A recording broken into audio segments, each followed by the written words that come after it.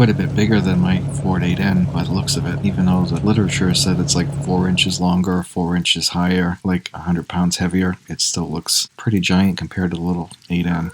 Looks like the tires are bigger too.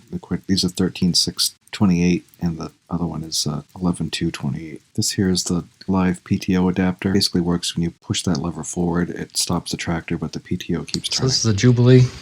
It's a 1953 Ford, and since I took it off, I sprayed this white primer over the top, and I guess it's just getting old, my eyesight. With the brown primer, I can't see all the imperfections, but if you put white primer on, I can see what needs to be sanded and finished off. So that's just the base coat to figure out what I need to clean up. And then I've got the rest of the 12-volt conversion parts coming. I got the oil can on the air cleaner is rotted on the bottom. I got some new cables for the battery. I'm going to rebuild the Marvel Shea Block carburetor. And I might try one of those spin-on oil filter adapters for this instead of using the cartridge. We'll see. It's something I'm thinking about doing. You can come over here. The proof meter, the steering wheel's obviously got to be replaced. The proof meter is cut off.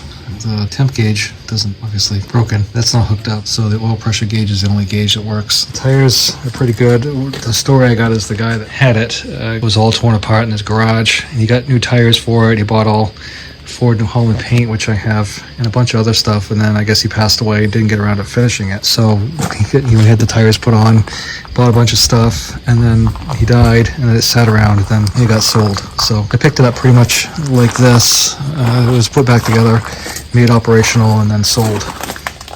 It's got a few leaks here and there. First thing I'll probably do is try just tightening up bolts on the hydraulic pump and see if maybe that's what's causing it to leak a little bit, because it is weeping a small amount. The hydraulic fluid's been changed, the oil's been changed. Obviously the headlights don't work. It's mostly just surface rust. There's no rust through anywhere. Everything looks pretty decent. The rims, they got some surface rust on them, but they're not rusted through, so they're not loaded. If they were loaded, they're not now, and there's a little bit of scale in here that I can clean up, so maybe at some point we'll need to put some new rims on it, but they're still solid right now. And then one thing I noticed that the 8N didn't have is this other bracket for the 3-point top link, because I know this one here is for your draft, and also it has like this is kind of like a safety measure that Ford Ferguson came out with. So if you encountered an object, you would kind of hit this and the tractor wouldn't be able to flip over backwards. And then down here, you're still not going to flip it over, but it's a little bit different than the 8N. Other than that, the 3-point hitch is the same, and then this drawbar is just something somebody gommed on here. And I think what I'm looking at is a PTO extension. Yep, that's just a PTO extension on there. The PTO cover's gone, it's missing. 1, 2, 3, 4, 5, so it is a 7 spline. But the drawbar is just something somebody welded on, and I really think it's not long enough. I think it should be out further. That's just me. And obviously this link right here is broken or bent. You can see the light.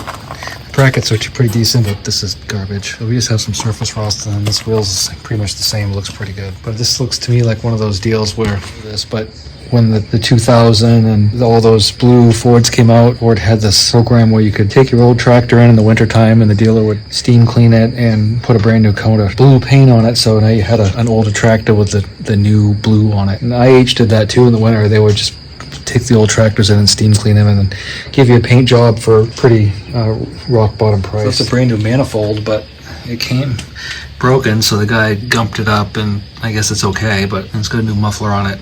The alternator's not hooked up. The generator obviously doesn't work, so I'm probably just going to eBay it with the rest of the 6-volt junk I've got. And I know a lot of people flip out when you convert to 12 volts from 6 volts, but my philosophy is if you're at the point where you have to replace everything, you might as well just 12 volt it right from the get-go. One thing I heard recently is with the 6-volt starters, I've always thought that they didn't care, because you're only momentarily putting 12 volts to it. But somebody has said that sometimes these old 6 volts will get stuck on the flywheel from the 12 volt. But I've never heard that before, but maybe some of you have. And if you have, I'd like to hear about it, because I've never heard of that before. And the air cleaner pipe is missing. And I don't know what this piece of angle iron is for on here. And then we got a little bit of weeping underneath, but what I'll do is I'll hit it with degreaser and then see if anything jumps out at me, but nothing major. Fan shroud looks a little eaten, It does have the Jubilee badge on it, 1903, 1953. And to my knowledge, the only thing different between the NAA and the Jubilee, obviously they're both technically NAAs, but the Jubilee was 53, the NAA, itself was 54. They changed the badge and they changed some of the gearing and the transmission, and it eludes my memory as to which gear the transmission ratio was changed, but one of them in 54 was changed from 53. Also, the reverse on this is much slower than the reverse on the 8N, because the 8N is basically third gear in reverse, and this one is like in between first and second, so it's quite a bit slower, and it's a little bit, you're not going like, whoa, why am I going backwards so fast? So anyway, I thought I'd share this with you real quick, and we'll have more videos on it. I got a lot of work to do on it, and probably take this. One thing I like about these is the gas tank is not integral to the hood like it is on the 8N, so that's why a lot of people struggle with the 8Ns, because the gas tank is on there, and this one is separate. So you can just pull off this piece or that piece or whatever, and you can take this piece out and pound that back out and put it back on again. Just a short video to show you this new piece of iron I got, and I got the super scene here. I just changed the oil on that and checked the water pump and a bunch of other stuff, and this one's all good to go. I got to hook the planter up. We're at a point right now where I'm getting into the point where I got to get thinking about haying, but I'm still haven't finished planting corn. And the good thing I got a lot of tractors, because I can put some stuff on some and switch it over to the other. But we're at that point right now where I got a lot of things going on at the same time. So we'll do the best we can with what we have, and hopefully I'll talk to you again soon. So anyway, 1953 Ford Jubilee, one of my top favorite tractors, obviously besides the IH tractors. But if I had to say which Ford tractors I like, that's probably the number one, just because it's kind of special. Talk to you next time.